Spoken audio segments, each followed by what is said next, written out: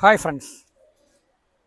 Black magic അല്ലെങ്കിൽ ആഭിചാരം, ദുർമന്ത്രവാദം ഇതുപോലെയുള്ള തെറ്റായ കർമ്മങ്ങൾ ചെയ്യുന്ന ആൾക്കാർ അല്ലെങ്കിൽ ചെയ്യിപ്പിക്കുന്ന ആൾക്കാർ, ഇവരുടെ എല്ലാം ജീവിതത്തിൽ അവർ ചെയ്യണ ഈ കർമ്മഫലം തിരിച്ചടിക്കും എന്നുള്ളതാണ്.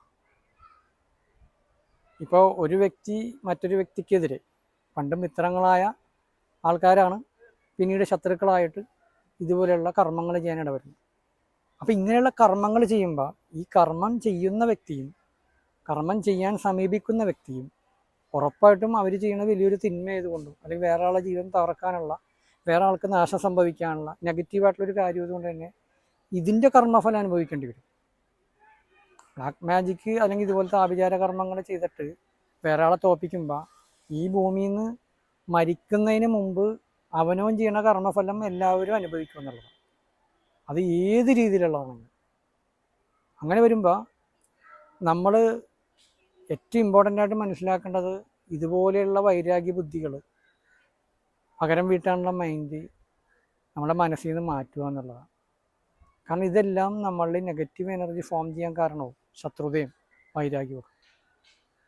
ഇപ്പം എന്നെ പല ആൾക്കാരും കോണ്ടാക്ട് ചെയ്യാറുണ്ട്. ബ്ലാക്ക് മാജിക്ക് ചെയ്ത അവസ്ഥയിൽ പോയേക്കുന്ന ആൾക്കാരും അല്ലെങ്കിൽ ഇതുപോലെയുള്ള കർമ്മം ചെയ്യാൻ പറ്റുമോ എന്ന് വരെ ചോദിച്ചിട്ട് ആൾക്കാർ മെസ്സേജ് വിടാറുണ്ട്.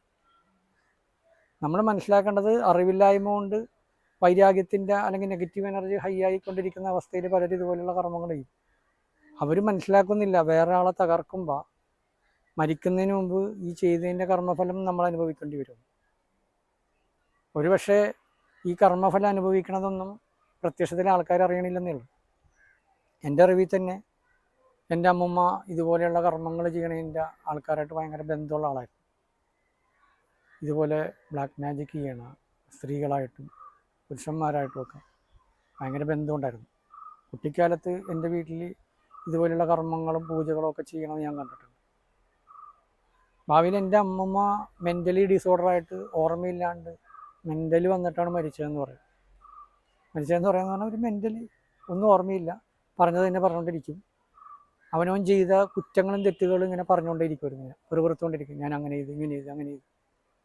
അപ്പോൾ ഒരു വല്ലാത്ത അവസ്ഥയിൽ കിടപ്പൊക്കെ ആയിട്ടാണ് എൻ്റെ അമ്മ മരിച്ചത്. അപ്പം നമ്മൾ ഒരാളുടെ മാനസികാവസ്ഥ കണ്ടുപിടിക്കാൻ നമുക്ക് പാടാം. വളരെ സ്നേഹത്തോടെ നിൽക്കുമ്പോഴും ഒരാളുടെ ഉള്ളിൽ നമ്മളോട് ഭയങ്കര ശത്രുത ഉണ്ടാകും. ഞാനിത് പറയാൻ കാര്യം, നിങ്ങൾ ഇതുപോലത്തെ പ്രശ്നങ്ങളിലൂടെ കടന്നുപോയിക്കൊണ്ടിരിക്കുന്ന ആൾക്കാരാണെങ്കിൽ നിങ്ങൾ പറയാണ്ട, തിരിച്ചവരോട് ഒരു ശത്രുതയും വേണ്ട. ഉറപ്പായിട്ടും ഓരോരുത്തർ ചെയ്യുന്ന കർമ്മഫലം അനുഭവിക്കുന്ന പറയുന്ന പോലെ നമ്മൾ നല്ല കർമ്മ ചെയ്യാൻ ശ്രമിച്ചുകൊണ്ടിരിക്കുക എന്നുള്ളത്. ഇപ്പോൾ ഈ ഒരു വീഡിയോ കാണുമ്പോൾ പലരും പറയും നല്ല കർമ്മം ചെയ്തിട്ടൊന്നും കാര്യമൊന്നുമില്ല, നല്ലത് ചെയ്യണവന് എപ്പോഴും ദോഷം വരുള്ളൂ, മോശം ചെയ്യണവർക്കെല്ലാം നല്ലതേ വരുള്ളൂ. ഈ നല്ലതെന്ന് പറയണത് സാമ്പത്തികക്കുറിച്ച് ജീവിതത്തിൽ കുറേ ഡെവലപ്മെൻറ്റ് വന്നതാണെങ്കിൽ അത് നമുക്ക് തെറ്റുപറ്റിയാണെന്ന് പറയാം. കാരണം ഒരാൾ സമാധാനത്തോടെ എല്ലാ ദിവസവും ഉറങ്ങാൻ കഴിയുന്നതാണ് ശരിക്കും ജീവിതത്തിലെ ഏറ്റവും വലിയ സക്സസ് എന്ന് പറയുന്നത്.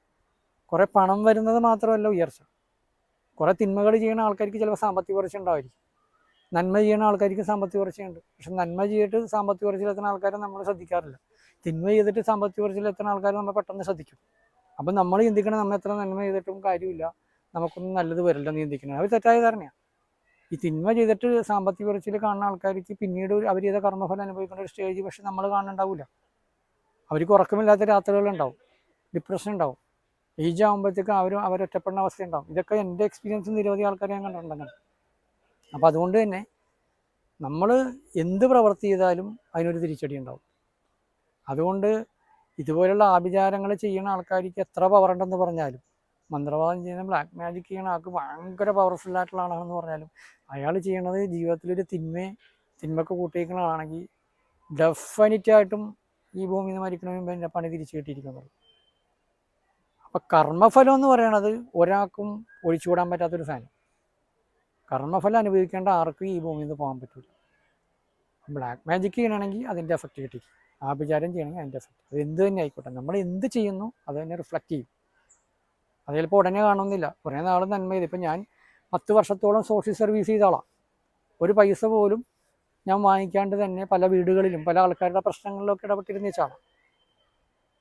പക്ഷെ പിന്നീട് എൻ്റെ ജീവിതത്തിൽ അങ്ങനെ പോയതുകൊണ്ട് കുറേ ബുദ്ധിമുട്ടുകൾ ഞാൻ അനുഭവിച്ചിരുന്നു. കാരണം കുറേ അധികം ആൾക്കാർക്ക് ഫ്രീ സർവീസ് ചെയ്യുന്നു, ഒരു വരുമാനം എനിക്കില്ല. അതിൻ്റെ കുറേ ബുദ്ധിമുട്ടുകളൊക്കെ ഞാൻ അനുഭവിച്ചിട്ടുണ്ടായിരുന്നു. കാരണം അത്രയും വൈഡായിട്ട് ആളുകളിലേക്ക് എൻ്റെ നമ്പർ പോയി ഞാൻ സോഷ്യൽ സർവീസ് ചെയ്യുകയൊക്കെ ചെയ്തു. ഞാൻ സോഷ്യൽ മീഡിയയിൽ വലിയ ഫേമസ് ആയിട്ടുള്ള ആളൊന്നുമല്ല, പക്ഷെ കുറേ ആൾക്കാർക്ക് ഞാൻ ഇതുപോലെയുള്ള ഹെൽപ്പുകൾ ചെയ്തു. പക്ഷെ ഇന്ന് ഞാൻ അങ്ങനെ ചെയ്യണ അവസ്ഥയിൽ ഇന്ന് ഞാൻ പെയ്ഡാണ്. ഞാൻ ചെയ്യുന്ന ട്രെയിനിങ്ങുകളെല്ലാം പെയ്ഡാണ്. പിന്നെ അർഹതപ്പെട്ട ആൾക്കാർക്ക് തീരെ ഗതിയില്ല എന്ന് തോന്നിയാൽ എനിക്കത് ജെന്യുവിനാണെന്ന് തോന്നി ചിലവർക്ക് കൺസെഷൻ കൊടുക്കാറുണ്ടെന്നല്ലാണ്ട് ഞാൻ ചെയ്യണമെല്ലാം പെയ്ഡായിട്ടുള്ള ട്രെയിനിങ്. അപ്പോൾ പണ്ട് അങ്ങനെ ഒരു കർമ്മം ചെയ്തിട്ടുണ്ടെങ്കിൽ ഇന്ന് ഞാൻ ആ 10 വർഷത്തോളം ഒരു പൈസ പോലും വാങ്ങിക്കാണ്ട് നിരവധി ആൾക്കാർക്ക് സർവീസ് ചെയ്തിട്ടുണ്ടെങ്കിൽ ഇന്ന് എനിക്ക് പൈസ തന്നിട്ട് തന്നെ ഞാൻ സർവീസ് ചെയ്യുന്ന രീതിയിലാണ് എൻ്റെ ലൈഫ് കൂടുതലും പോയിക്കൊണ്ടിരിക്കുന്നത്. മീൻസ് വളരെ റെയറാണ് ഞാൻ പറയണത്. ബാക്കി പരമാവധി എല്ലാവർക്കും ഞാൻ പെയ്ഡായിട്ട് തന്നെയാണ് ചെയ്തുകൊണ്ടിരിക്കുന്നത്. അപ്പോൾ പണ്ട് ചെയ്ത കർമ്മഫലം 10 കൊല്ലമാണ് ചെയ്തത്. അത് ഇപ്പോഴാണ് കൊല്ലങ്ങൾ കഴിഞ്ഞിട്ട് ഞാൻ ഒരു വരുമാനം കിട്ടുന്ന രീതിയിൽ, അല്ലെങ്കിൽ എനിക്കൊരു ഇൻകം കിട്ടുന്ന രീതിയിൽ തന്നെ ഞാൻ സർവീസ് ചെയ്യുന്ന അവസ്ഥയിലോട്ട് എത്തിയത്. ഇതുപോലെ നമ്മളെന്ത് നന്മ ചെയ്താലും ആ നന്മക്കുള്ളൊരു പ്രതിഫലം നമുക്ക് എന്നാലും കിട്ടിയിരിക്കും. പ്രശ്നങ്ങൾ അനുഭവിക്കുന്ന അവസ്ഥയിൽ നമ്മൾ വെറുതെ തെറ്റായിട്ട് ചിന്തിക്കണം എനിക്കൊന്നും ഒരിക്കലും വരില്ല എന്നുള്ളത്.